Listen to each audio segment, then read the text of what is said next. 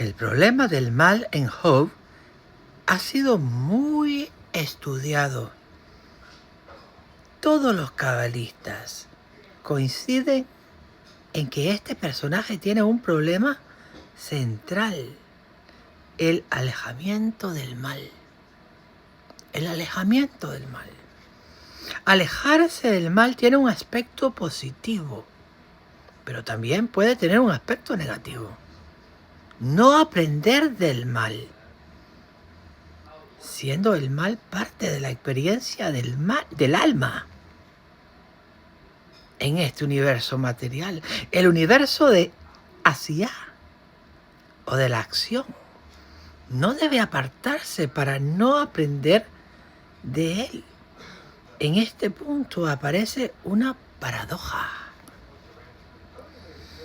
Si se aparta para ser bueno y se aleja del mal, entonces no comprende el mal y no tiene acceso al árbol de la vida, porque vive dentro de la dualidad. Si no se aparta del mal, se transforma en un malvado. Pero toda persona tiene que transformarse en malvada para comprender el mal y acceder al árbol de la vida. Aparentemente el problema no tendría solución, pero debemos intentar salir de esta confusión. La vida física de una persona fundamenta en una existencia material, con las mayores limitaciones de la materia. Job sufrió una serie de pérdidas en el campo de la materia. Analicemos los golpes que el Satán le causó a Job. 1. Mataron a sus criados a filo de espada. Job 1:15. 2. Quemaron a sus ovejas y a los pastores. Job 1:16. 3. Se robaron los camellos y mataron a los criados a filo de espada. Job 1:17. Todos sus hijos murieron por un viento tempestuoso que tiró abajo sus carpas. Job 1:18 y Job 1:19. Ahí se encuentran. Todas son pérdidas materiales y emocionales. El golpe de los hijos es terrible, y por si esto fuera poco, en el capítulo 2 la mujer le grita que maldiga a Dios y se muera. Ahora vamos al cuadro resultante. Job, un hombre rico que lo perdió todo. Job, un hombre que perdió a toda su familia, todos sus hijos murieron y su mujer le desea la muerte. A esto se le suena que durante varios capítulos del libro aparecen sus supuestos amigos a criticarlo y buscan en la propia conducta de Job su responsabilidad por el mal que le ha caído. Además, Job se enfrenta a Dios, exigiéndole explicaciones por todo el mal que le ha sucedido. A todo esto, Dios le responde con evasivas, lo que hace que el lector se sienta más cerca de Job que del mismo Dios.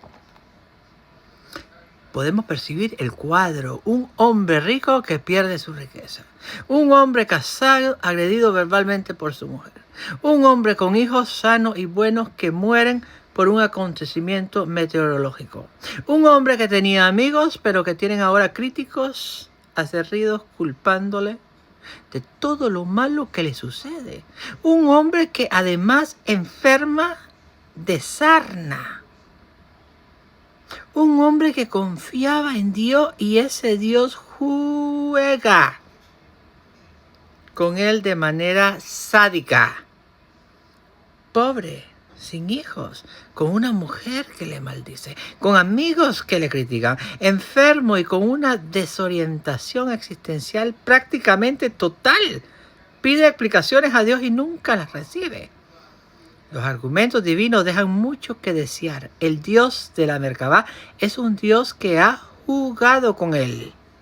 La injusticia que sufre Job simboliza el total de las injusticias que ha sufrido el hombre en manos del hombre a lo largo de la historia, de las guerras en las que nos hemos visto envueltos por la locura humana, de las enfermedades, de los cataclismos naturales y de un Dios que mira impávido a su criatura. Si Dios todo lo sabe, no tenía sentido jugar con Job de un modo sádico. El texto nos da las pautas para conocer el mecanismo del mal y cómo puede ser vencido, o mejor dicho, transformado. Hasta ese momento Job creía en la divinidad, porque todo le iba bien. Pero cuando es atacado por el mal, se queja. Y eso nos pasa a todos.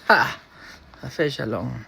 Tiene todo el derecho a quejarse, porque cuando todo le funcionaba correctamente, nuestro hombre agradecía siempre que podía, ofreciendo sacrificios. Quizás sacrificios automáticos, ¿no?